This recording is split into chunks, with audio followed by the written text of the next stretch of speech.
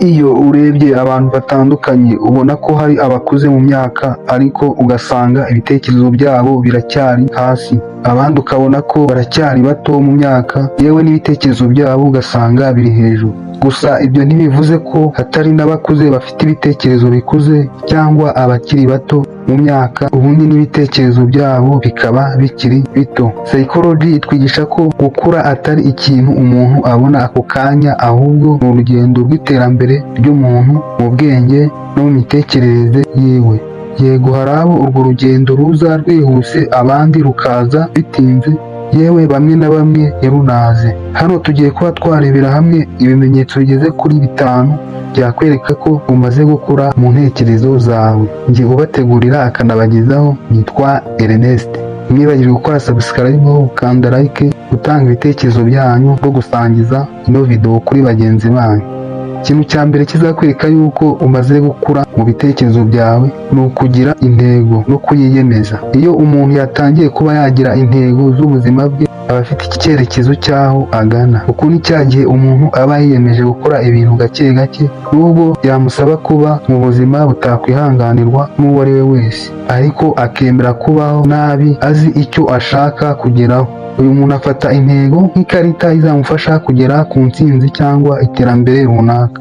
Akenshi uzabona ko gukura kwe bizaba bishingiye ku kwihanganira imbogamizi ahura nazo mu rugendo rwo kwiyemeza ibintu runaka. Aha ni kwa kundi umuntu yishyiriraho intego yo gutangiza nka bizinesi izamuha umusaruro mu myaka 5, akemera gushoramo amafaranga n'imbaraga ze zose, mu gihe aba azi ko ayo mafaranga yanayafata akajya kuyashora aho yanatangira kumuha umusaruro byihuse. Urugero, ashobora nko kuba azi ko ayo mafaranga ashobora kujya kuyakina mu mikino y'amahirwe, abizi yuko ayo mafaranga yakanamuhaye n'umusaruro ushobora kuzamufata imyaka igeze kuri 5 mu gihe yatangije ya bizinesi. Ariko kuko aba yumva yuko yabonye umusaruro mu gihe cyihuse, akumva ko niya mafaranga azabona atazamugira akamaro kubera yuko aje mu gihe cyihuse, kandi ikindi azanayarya mu buryo bwihuse kuko atazaba yatanze imbaraga ziwe kugira ngo ayagereho. Iki rero kikaba ari ikimenyetso cyerekana yuko umuntu aba amaze gukura, kubera yuko aba agomba gushyiraho intego ziwe kandi akagenda azigeraho gake gake, bikazanamufasha no gusigasira ibyo yagiye avunikira gake gake. Ikimenyetso cya kabiri gishobora kukwereka yuko umaze kuba wakura mu mitekerereze ni ukuba wakunda kuba wenyine.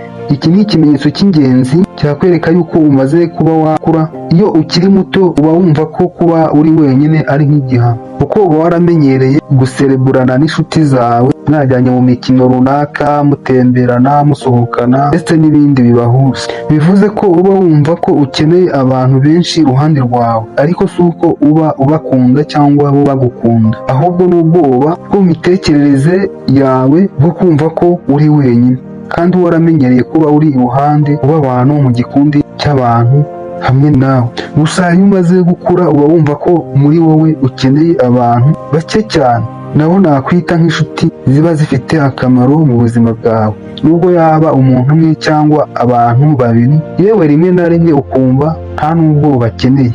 Aha ni hahandi ubwawe uba wihugiyeho ukora ibintu nkawe ku giti cyawe, wita ku ntego zawe kandi ukumva nicyo kintu kigushimishije. Buri umuntu uri wenyine yicaye ahantu hamwe nta rusaku aba afite, ibitekerezo bivuga kuruta uko we yaba avuga. Niyo mpamvu ushobora kubona umuntu yaratangiye guhagarika kwitabira ibirori n'ibindi bintu bijyanye n'imyidagaduro, ahubwo yaratangiye umushinga runaka uzamuteza imbere. Yewe abenshi bikanabatangaza bakibaza ati se uyu muntu byamugendekeye bite, ukabona rwose muri bo batangiye no kukugiraho ikibazo. Rero iki ni ikimenyetso kizakwereka yuko umaze kuba wakura, igihe wumva yuko nta bandi bantu bagomba kugushimisha uko waba uri wowe ubwawe wenyine, wumva wihagije, wakwifatira ibyemezo, watekereza ku giti cyawe wenyine. Gusa ariko hano simvuze ngo witandukanye n'abantu nimba ari umugambi mufite wo kuba mwageraho mwakabya inzozi runaka, ntabwo mvuze ngo witandukanye nabo. Aha ni cya gihe uba uri kumwe n'aba bantu ubona yuko nta kintu cy'ingirakamaro bazana mu buzima bwawe. Ikimenyetso cya gatatu kizakwereka yuko umaze gukura mu bitekerezo byawe ni igihe amagambo uvuga aba atangiye kugabanuka. Iki ni cya gihe amagambo yawe uvuga aba abaze kandi ukavuga aho bikwiye, ari nacyo kintu kiranga abanyabwenge. Mu gihe iyo ukiri muto uba ukeneye yuko abantu bari buze kuba bakumva, iyo akenshi ugasanga ushaka kuvuga nta n'ijambo wahawe, kandi ukumva ko ibyo uvuga nta wundi ukeneye kuba yagukosora, kuko uba wumva ko ibyo uvuze ari ukuri, nubwo abakumva baba bumvise ko ibyo uri kuvuga atari ukuri.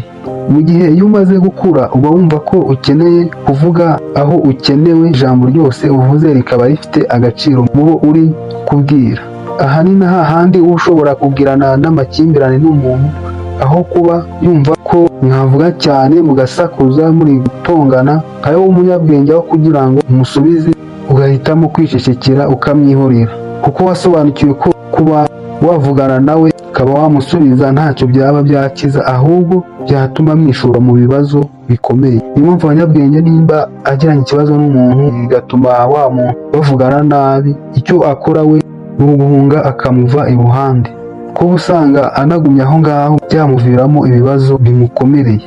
Ikimenyetso cya kane kikwereka yuko umaze gukura mu bitekerezo byawe ni uko watangira gusobanukirwa ku bintu ukeneye by'ibanze kuruta ibitari iby'ibanze. Iki ni cya gihe iyo umaze gukura uba ugomba kwita ku bintu ukeneye mu buzima bwawe kuruta ibyo udakeneye. Uzabona ko hari nk'igihe umuntu abona amafaranga agatangira kuyapfusha ubusa, akayagura n'ibyo adakeneye nk'imyambaro yewe n'ibindi byo kumunezeza by'akanya gato, cyane cyane bigakunda kuba ku muntu ukiri mu myaka y'ubuto, kandi amafaranga yakayabitse cyangwa yakayaguzemo n'ikindi kintu cyazamugirira akamaro. Ibi bikajyanirana n'ikintu cyo kunyurwa.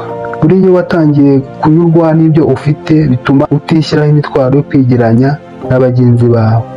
Aha niho uzabona mugenzi wawe yaguze telefoni nziza igezweho nawe ugashamadukira kuyigura, kandi wenda siyo wari ukeneye mbere na mbere, ahubwo wari ukeneye minerivare y'abana, amafaranga yo kwishyura inzu, yewe n'ibindi by'ingenzi ubona yuko bikenewe mu rugo. Rero hano uba ugomba gusohora amafaranga aho yagakwiye gusohorerwa, ariko bitewe n'uko utanyuzwe n'ibyo ufite ukumva yuko amafaranga wakasesaguriye muri ibyo bintu bitari iby'ibanze uwo mwanya.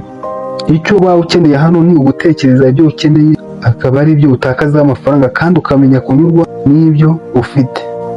Ikimenyetso cya gatanu ari nacyo cya nyuma cyerekana yuko umaze gukura mu bitekerezo ni uko utangira kwishimira ababyeyi bawe, ukumva ko bavunitse bakurera.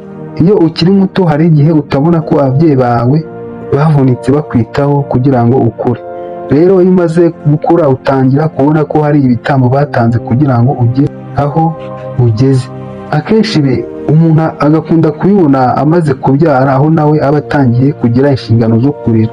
Aha ni naho atangira kubaha ababyeyi be, wenda yarabasuzuguraga, mbese ubona ko yabafataga nk'abantu bari aho badafite akamaro mu buzima bwe. Ariko kuko aba amaze kubona ko imvune bamutanzeho bari kumurera nawe ari gutanga ku yabyaye, abona ko bakoze akazi katoroshye. Iyo rero wasobanukiwe ko ababyeyi bawe bagize uruhare rwo kugira ngo ugere aho ugeze, kiba ari ikimenyetso cy'uko umaze gukura. Yego ku rundi ruhande ushobora kwitotombera ababyeyi bawe bitewe n'ubuzima butari bwiza ubayemo, nk'iyo wavukiye mu muryango ukennye, rimwe na rimwe ukabatoteza impamvu bakubyaye, ariko buriya nibo bafite imitwaro ikomeye kuruta wowe uhora witotomba impamvu bagushyize ku isi. Gerageza rero wumve ko ababyeyi bafite akamaro, yewe nubwo uri mu bihe bitoroshye, impinduka zibaho kenshi, ejo ntabwo ariko bizaba bimeze. Ibyo rero ibimenyetso bigeze kuri 5 nabateguriye bigaragaza yuko umaze gukura, ariko tukibanda mu bijyanye n'imitekerereze yawe.